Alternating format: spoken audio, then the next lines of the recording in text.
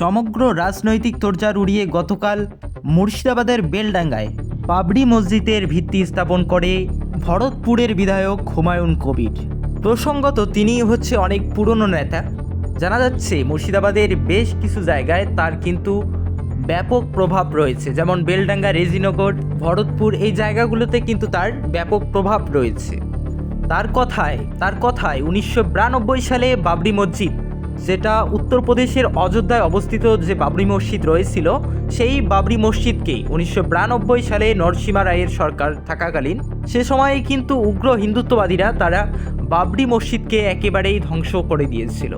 তারপরেই কিন্তু মুসলিমরা মামলা করে সুপ্রিম কোর্টের কাছে। সুপ্রিম কোর্ট কিন্তু একেবারেই সেই রায়টা স্থগিত করে দেন এবং 2019 সালে কিন্তু যেটা রায় ঘোষণা করেন যে সেখানে রাম মন্দির নির্মাণ করা হবে এবং তার কিছু দূরে বাবরি মসজিদ প্রস্তাবিত করার জন্য সেখানে কিন্তু কিছুটা জায়গা দেওয়া হয়েছে। এরপরেই কিন্তু ভরতপুরের বিধায়ক 2024 সালেই তিনি কিন্তু বাবরি মসজিদ মুর্শিদাবাদের মাটিতে করবেন বলে কিন্তু তিনি প্রস্তাব উত্থাপন করেছিলেন। এক বছর আগে থেকে 2012-2024 আমি একটি বাবরি মসজিদের ভিত্তি স্থাপনের কথা ঘোষণা করেছিলাম। সেই ঘোষণা অনুযায়ী আগামীকাল 6 ডিসেম্বর 2025 শনিবার বেলা ঠিক 12টার সময় একটি মঞ্চ তৈরি করা হচ্ছে। সেই মঞ্চে 400 জন মুফতি, হাফেজ, কারি, মৌলানা, এক কথায় কোরআনের যারা হাফেজ এবং কোরআনকে যারা মান্যতা দিয়ে এই দুনিয়াদারি করছে, সেই সমস্ত কোরআনের হাফেজ, মুফতি, মৌলানা, কারি সাহেবদের উপস্থিতিতে এরপরেই কিন্তু তিনি সরাসরি মুর্শিদাবাদের বেলডাঙ্গায় বাবরি মসজিদ উত্থাপন করার প্রথম যে ভিত্তি, সেই ভিত্তিটা কিন্তু তিনি স্থাপন করেন গতকাল।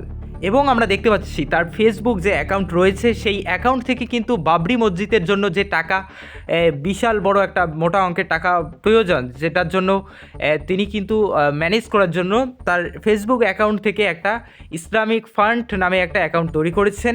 সেই অ্যাকাউন্ট কিন্তু সেখানে তিনি শেয়ার করে দিয়েছেন ফেসবুক অ্যাকাউন্টে। এরপরেই কিন্তু জানা যাচ্ছে যে মুসলিম যে লোকেরা রয়েছে, মুসলিম ধর্মাবলম্বী লোকেরা, তারা কিন্তু ব্যাপক হারে সেখানে টাকা পাঠানো শুরু করেছে, যার ফলে কিন্তু 6 ডিসেম্বর সেখানে অ্যাকাউন্ট কিন্তু আর টাকা নিতে পারছিল না। অ্যাকাউন্টের যে টাকা নেওয়ার লিমিট সেটা কিন্তু ক্রস হয়ে গিয়েছিল।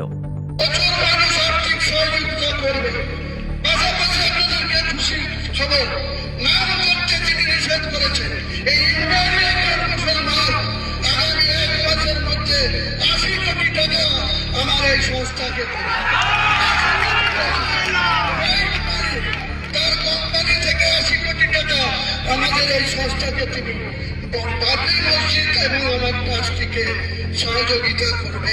ইনশাআল্লাহ টাকার কোনো অভাব হবে না। পাশাপাশি এও দেখা যাচ্ছে যে সেখানে কিন্তু ব্যাপক হারে যে মসজিদের উত্থাপন করা হলো যেখানে, সেই জায়গায় কিন্তু সরাসরি লোকেরা স্ক্যানের মাধ্যমে এবং সরাসরি কিন্তু ক্যাশ টাকার মাধ্যমে সেখানে তারা দান করছেন। এই সাথে কিন্তু বিভিন্ন জায়গা থেকে লোকেরা ইট নিয়ে এসে কিন্তু সেখানে দান করে দিচ্ছেন।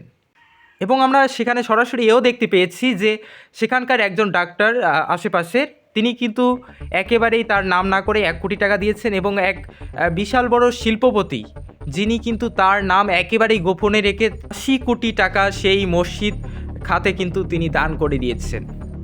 পাহাড় যে যেখানেই বলুন না কেন, চারি সাইডে কিন্তু ইটের পাহাড়।